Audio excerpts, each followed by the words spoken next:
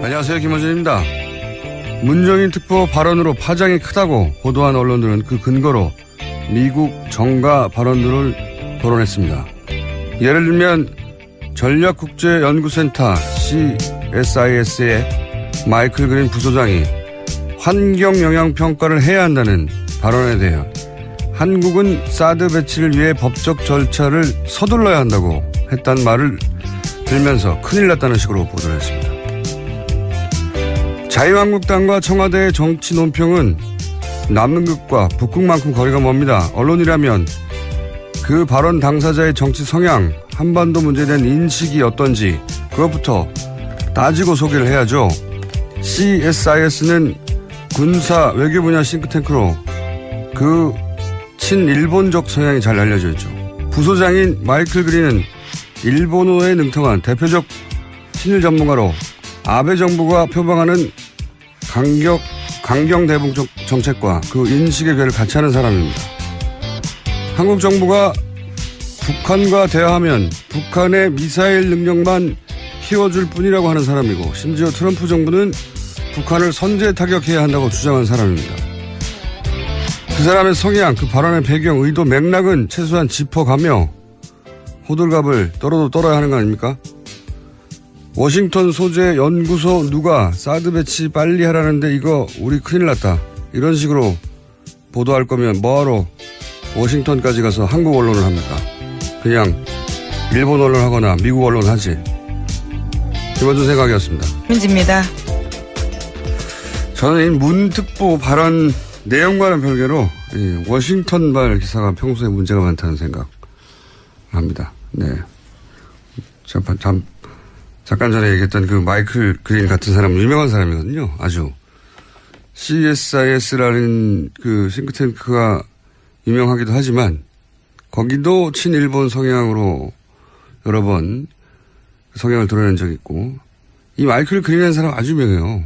일본어도 능하고 2014년인가요? 위안부 문제 덮으려고 일본군이 위안부를 강제 동원했다고 인정하고 사죄했던 고노다마 있잖아요. 네네. 그 고노다마를 무력화시키는 조치들을 하죠. 아베 정부가. 그때 이 CSIS 여기서 그 포럼 같은 데서 한국이 일본을 잘 이해하지 못하는 것 같다고 일본 정부를 대신해서 한국을 훈계하던 그런 발언을 하던 곳이거든요, 여기가. 그리고 그 중에서도 제일 유명한 사람이 마이클 그린이에요. 네. 친일본적 발언을 하는 것으로. 이게 이제 일본 정부가 미국의 싱크탱크를 잘 관리해 왔기 때문이기도 하지만, 그러니까 우리 기자들 잘못은 아니죠. 이 성향을 그렇게 가졌다는 것이, 그 싱크탱크가. 그래도 그쪽 발 소식을 전할 때는 그 전후 배경을 얘기해 줘야 되는 거죠. 예를 들어 조갑재 씨가 문재인 정부 하는 거 보니까 대한민국 곧 망한다, 이렇게 발언을 했다고 치죠. 그러면 전문가들이 한국이 망한다고 생각해, 큰일 나, 이렇게 보다면 조갑재 씨의 이제 정치 성향이나 뭐 과거 발언이나 스탠스 이걸 빼고 그렇게만 보도하면 이게 제대로 된 기사가 아니잖아요. 마찬가지예요. 트럼프 자충우도라는 즉흥적인 성격 때문에 걱정하는 전문가들 많거든요. 한쪽 극단 발언만 싣고 큰일 났다, 이런 식의 워싱턴 보도 발 기사가 너무 많다. 네, 이거 한번 나중에 모아서 정리를 해볼까 합니다. 네. 문제가 많아요. 네. 네, 세계로 뻗어나가는 관심을. 자, 다음 뉴스는요? 네, 정유라 씨에 대한 두 번째 구속영장 기각됐습니다. 영장 기각 사유는 다음과 같은데요. 추가된 혐의를 포함한 범죄 사실의 내용, 피의자의 구체적 행위나 가담 정도, 그에 대한 소명 정도, 현재 피의자의 주거 상황 등을 종합하면 현 시점에서 구속의 사유와 필요성이 있음을 인정하기 어렵다라는 겁니다. 저는 왠지 기각될 것 같았어요. 왜냐하면 이 판사가 특검 마지막 영장이었죠.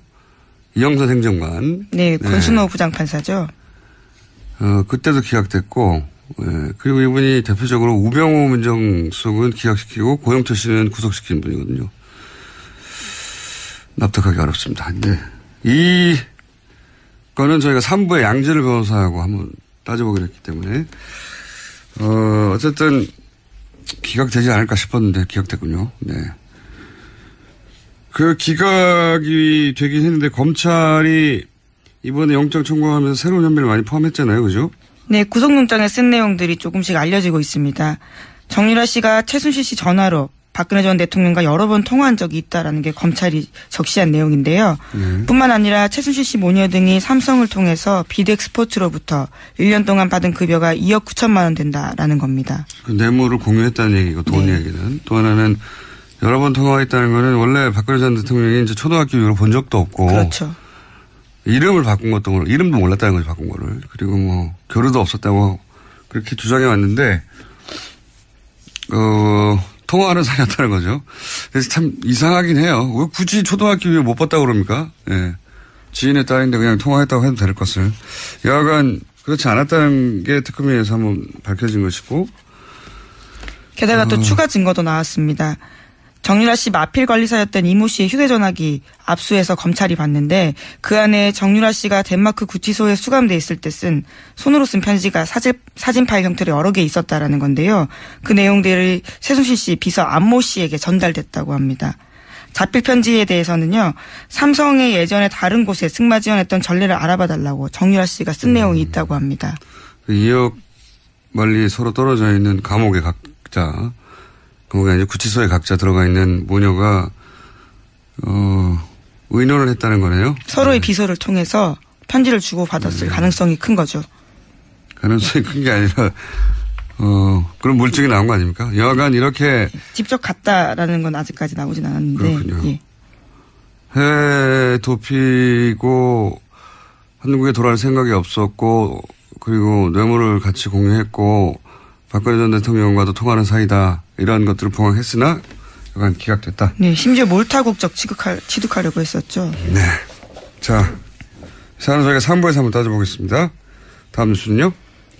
네, 또 관련해서 안종범 전 수석의 수첩 이야기 전해드린 바가 있는데요. 거기에 이상화 씨 전화번호 있었다고 알려드렸습니다. 네. 그래서 검찰이 추가로 이상화 전 본부장 불러서 관련 내용들을 물어봤는데요. 삼성 쪽에서 독일 계좌로 송금해 올 때마다 최순실 씨 요청으로 그때그때 보고했다라는 진술을 했다고 합니다. 이분이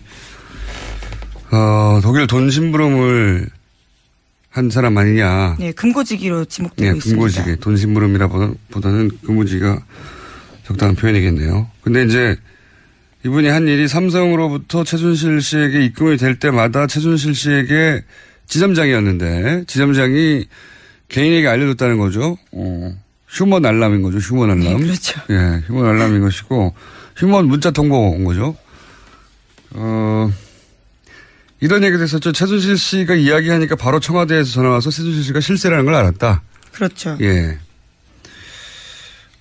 이런 정황이 또 하나 나왔군요. 뭐 앞으로 추가로 재판이 진행되면서 우리가 몰랐던 사실들이 많이 밝혀질 것 같아요. 네, 지금 재판 계속 진행되고 있습니다. 이재용 삼성전자 부회장 재판에서도 어제 새로운 주장들이 나왔는데요. 삼성 쪽에서는 말 소유권이 여전히 삼성그룹에 있고 삼성은 국가대표 승마단의 훈련을 지원하려 했던 것뿐이었다라는 식의 이야기를 한 겁니다.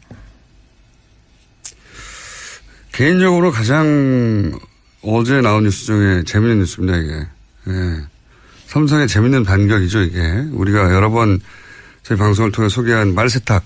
그렇죠. 예. 말세탁에 대한 반박인 거죠. 네, 말세탁 아니다라고 반발한 건데 주씨 오랜만에 합니다. 왜냐하면은 다시 한번 기억을 되살리자면 삼성이 삼성 소유 말 2마리를 말장사한테 팔죠. 네. 그렇게 거래 하나가 있고 최순실 씨가 말 2마리를 말장사로부터 사죠. 네, 싸게 아주 싸게 예, 삽니다. 그 거래 하나가 있고 거래 2개가 있는 겉으로는 2개가 있는 거래인데 실제로는 삼성이 말 2마리를 말장사에게 팔고 허위로 매매 계약서를 맺은 뒤에 돈을 받지 않았다. 네, 잔금을 받지 않았다는 네, 거죠. 단을 받지 않았고 그리고 최순실 씨는 이어서 새로운 말 2마리를 똑같은 말장사한테 사면서 새로운 2말의 가격 전부를 내는 게 아니라 삼성이 돈을 받지 않은 그 2말의 가격을 뺀 차액만 지불했다. 그러니까 실제로는 삼성이 자기 소유의 말들 값을 최순실에게 준 것과 같죠. 네, 사실상 뇌물을 줬다라고 볼 수 있는 거죠. 네, 그 교환 계약, 그러니까 비밀 계약, 이게 증거다 하면서 특검이 이제 흔들었던 것이고, 근데 이제 어제 나온 삼성의 반격의 내용이 뭐냐면, 말 중개상과 매매 계약을 팔았던 계획이 있지 않습니까? 두 마리를 처음에 최초에 첫 번째 계약 해지하고 말 소유권을 돌려받았다는 겁니다. 네, 그것도 올해 5월 말입니다. 예. 네. 말을 돌려받았다는 게 바로 원래 말 소유권이 삼성에 있었다는 증거 아니냐. 그럼 그게 증거가 되는지도 저는 의아하지만 그리고 문제가 된 여기가 제일 재밌습니다. 문제가 된 말 세탁을 한 그 교환 계약. 이거는 삼성 모르게 최순실 씨가 말 장사와 몰래 맺었다는 거예요. 삼성이 속았다는 겁니다.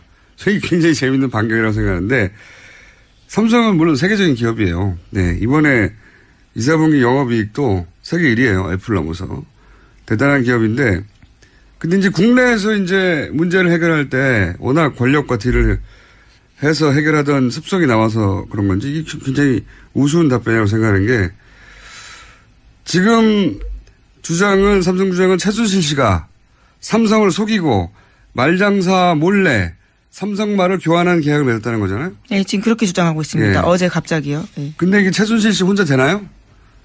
말장사도 동일해야 되는 거잖아요. 근데 말장사가 한국의 아줌마와 손을 잡겠다고 삼성하고 손을 털쳐내나요? 이게 좀 말이 안 된다고 생각해요.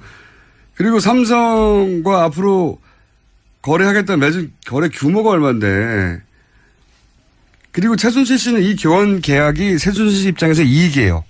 삼성 말값을 주지 않고 차익만 지불하면 되니까. 말장사는 근데 삼성을 속일 만큼의 이익이 없어요. 말장사, 그러니까 삼성을 속이는 엄청난 리스크. 자기가 삼성과 앞으로 하겠다고 맺어진 여러 가지 계약들. 엄청난 계약이 있는데, 아니, 이 아줌마한테 말을 싼 값을 주려고, 더군다나 최순실은 이익이지만, 본인은 아무런 이익이 없지 않습니까? 그렇죠. 차액의 몇 배를 주는 것도 아니고, 예. 근데 그렇게 해명을 했습니다, 삼성이.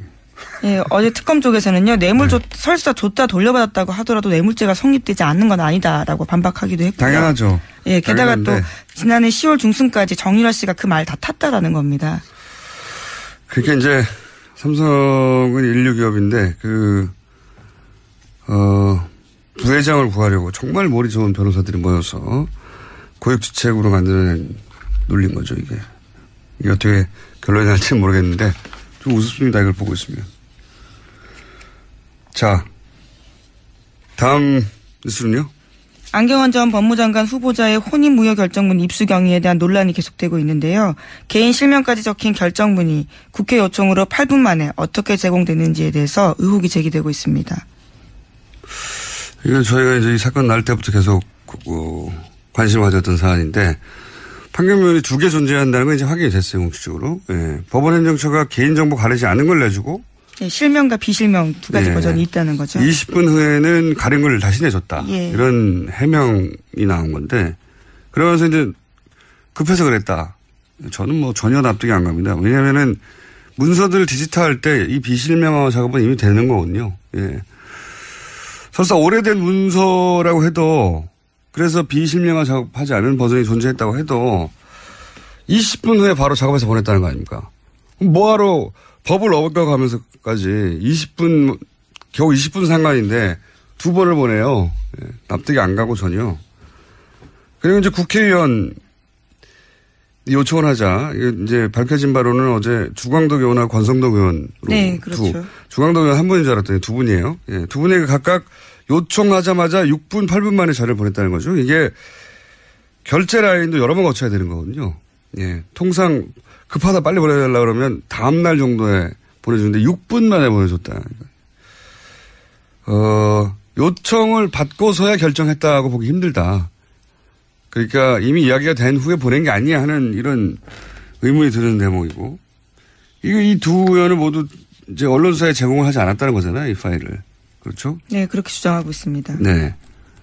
그런데 그걸 떠나서 이제 이 파일이 법원에서 나온 지 겨우 2시간 남짓 지나고 나서 방송이 됐거든요. 근데 거기 보면 재연 방송도 있고 어제 노회찬 의원도 저희 방송에 잠깐 얘기했지만 이 파일을 보면 받고 분석하고 전문가들 의견을 들어서 법적 문제를 피해가는 그런 고심이 있어요. 재연 방송 만들고 그런 법적 자문 받고 방송을 하는 게 2시간 만에 불가능합니다. 어렵습니다, 굉장히. 그러니까 문서가 나온 것은 법원이지만 지휘자가 따로 있지 않았을까 하는 그런 냄새가 누군가 혹은 어떤 세력, 어떤 기관이 그림을 그리고 법원, 국회의원, 그리고 언론, 적절한 시점에 적절하게 배포하고 그리고 이제 그 그림에 따라 실행하는 어떤 전형적인 공작의 냄새가 저는 개인적으로 난다. 네. 그래서 이 사건을 계속 추적해 볼 필요가 있다. 단순한 사건이 아니라고 봅니다. 네. 자, 그건 여기까지 하고요. 몇 번 다뤘는데 다음 주 전할 시간이 됩니다. 네. 네. 어제 홍준표 전 경남도지사 발언도 논란이 되고 있습니다. 주사파 정권 오래가지 못할 것이다 라는 이야기를 한 건데요. 탄핵을 암시하는 발언입니다.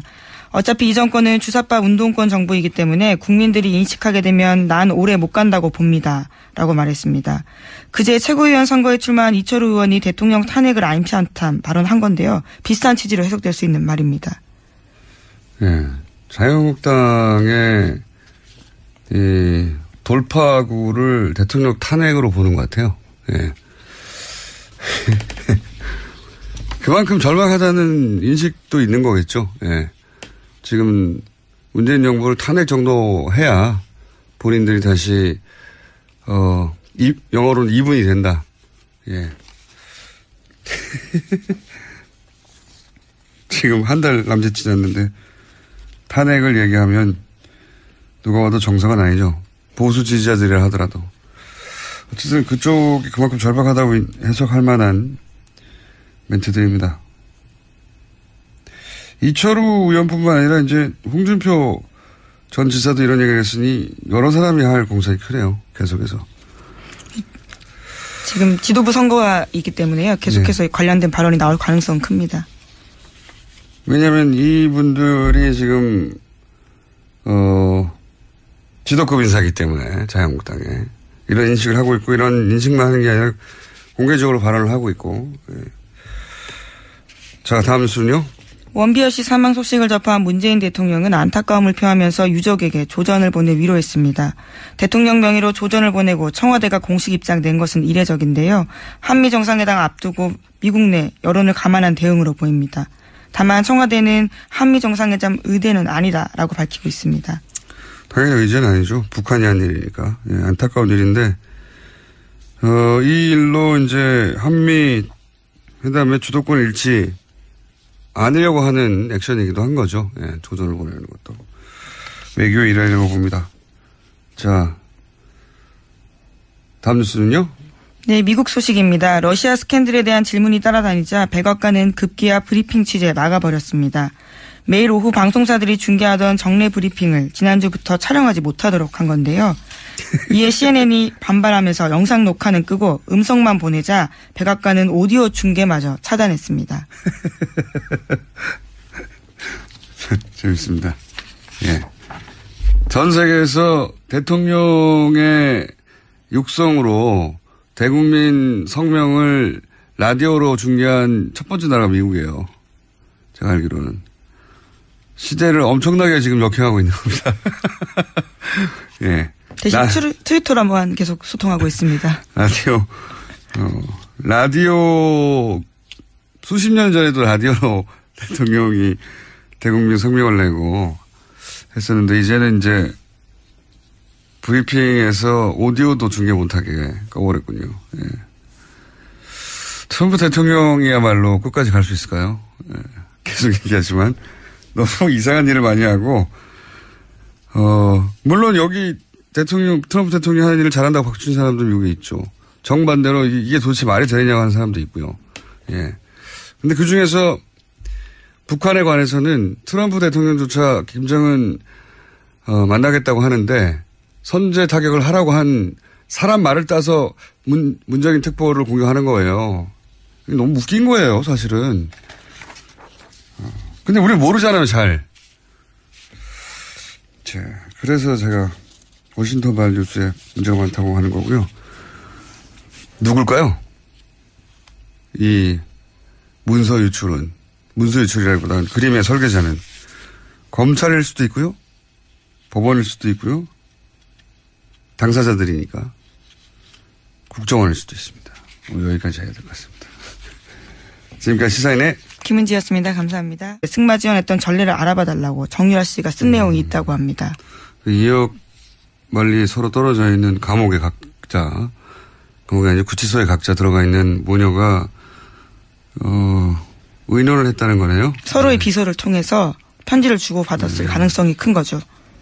가능성이 큰 게 아니라 그런 물증이 나온 거 아닙니까? 여하간 이렇게 직접 갔다라는 건 아직까지 나오진 않았는데. 그렇군요. 예.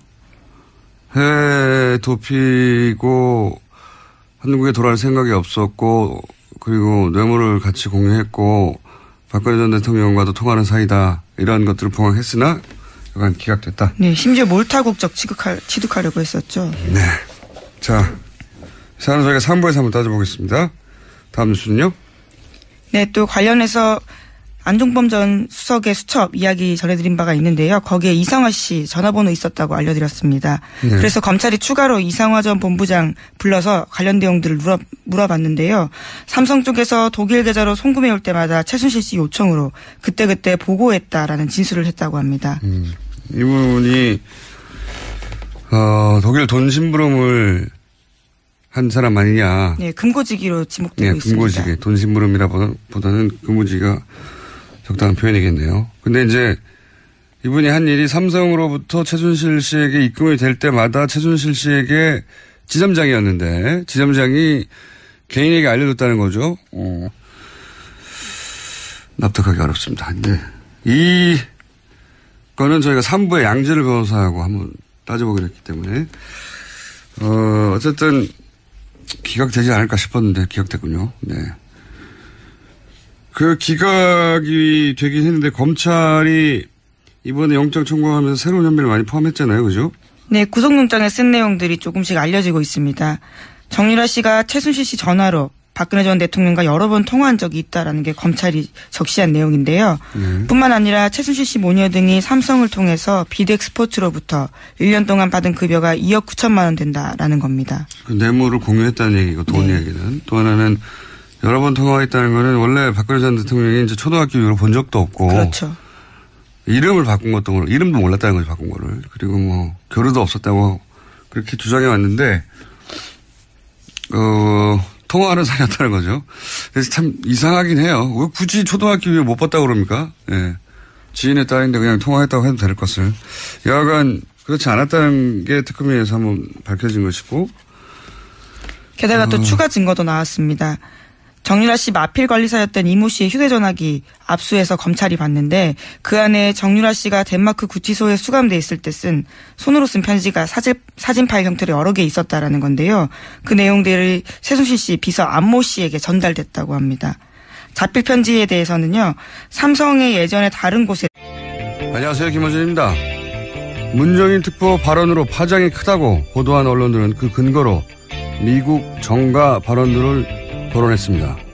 예를 들면 전략국제연구센터 CSIS의 마이클 그린 부소장이 환경영향평가를 해야 한다는 발언에 대해 한국은 사드 배치를 위해 법적 절차를 서둘러야 한다고 했다는 말을 들면서 큰일 났다는 식으로 보도를 했습니다. 자유한국당과 청와대의 정치 논평은 남극과 북극만큼 거리가 멉니다. 언론이라면 그 발언 당사자의 정치 성향, 한반도 문제에 대한 인식이 어떤지 그것부터 따지고 소개를 해야죠. CSIS는 군사 외교 분야 싱크탱크로 그 친일본적 성향이 잘 알려져 있죠.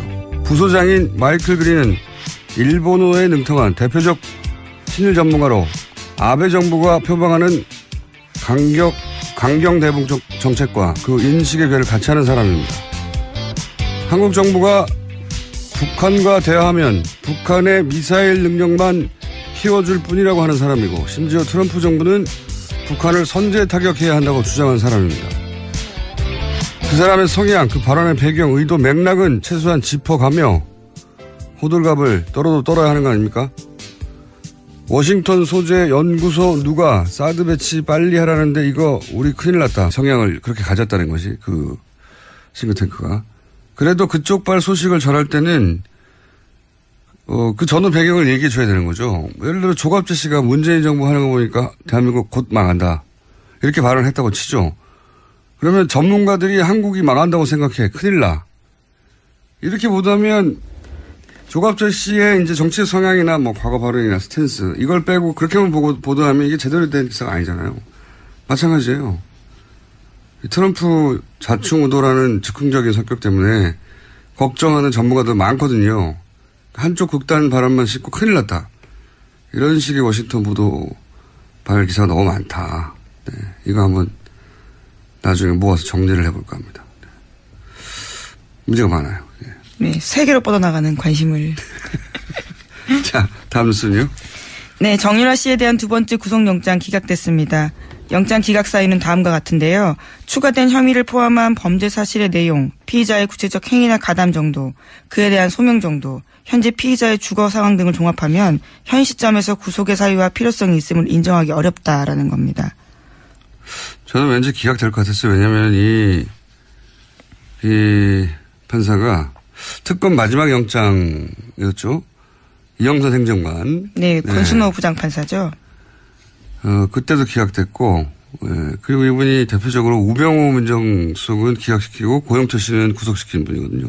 이런 식으로 보도할 거면 뭐하러 워싱턴까지 가서 한국 언론을 합니까? 그냥 일본 언론 하거나 미국 언론 하지. 김원준 생각이었습니다. 민지입니다. 저는 이 문특보 발언 내용과는 별개로 워싱턴발 기사가 평소에 문제가 많다는 생각을 합니다. 네. 잠깐 전에 얘기했던 그 마이클 그린 같은 사람은 유명한 사람이거든요. 아주. CSIS라는 그 싱크탱크가 유명하기도 하지만 거기도 친일본 성향으로 여러 번 성향을 드러낸 적이 있고 이 마이클 그린이라는 사람 아주 유명해요. 일본어도 능하고 2014년인가요? 위안부 문제 덮으려고 일본군이 위안부를 강제 동원했다고 인정하고 사죄했던 고노다마 있잖아요. 네네. 그 고노다마를 무력화시키는 조치들을 하죠. 아베 정부가. 그때 이 CSIS 여기서 그 포럼 같은 데서 한국이 일본을 잘 이해하지 못하는 것 같다고 일본 정부를 대신해서 한국을 훈계하던 그런 발언을 하던 곳이거든요. 여기가. 그리고 그중에서도 제일 유명한 사람이 마이클 그린이에요. 네. 친일본적 발언을 하는 것으로. 이게 이제 일본 정부가 미국의 싱크탱크를 잘 관리해 왔기 때문이기도 하지만 그러니까 우리 기자들 잘못은 아니죠. 이